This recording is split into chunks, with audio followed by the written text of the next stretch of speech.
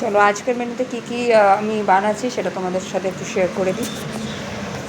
ফুটছে আলু ফুলকপি ভাজা,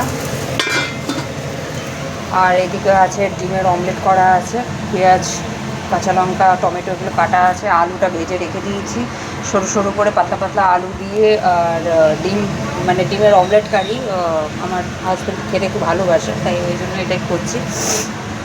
আর ছেলের জন্য ডিম আছে, ডিমের অমলেট না, ওটা সিদ্ধ, ওটা এখনও করা হয়নি, করবো। দেখতে বড্ডই মানে অদ্ভুত লাগছে, কারণ আমি স্নান করার পরে শ্যাম্পুটা আমি এখনও পর্যন্ত সরি এখনও পর্যন্ত আমি মানে চুলটাকে ড্রাই করিনি। চুলটা বেঁধে কিচেনে ঢুকে গেছি, আর টাইম করে উঠতে পারিনি, গলায় হাতটা ফুলে রাখা আছে, ওই জন্য কোনো কিছু টাইম করে উঠতে পারিনি।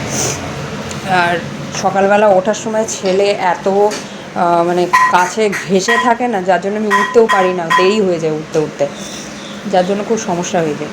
আর এইদিকে লেট হয়ে গেলে ওই দিকটা পুরো মেস, আর কিছুই না।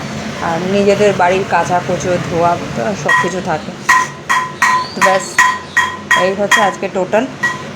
চলো টাটা।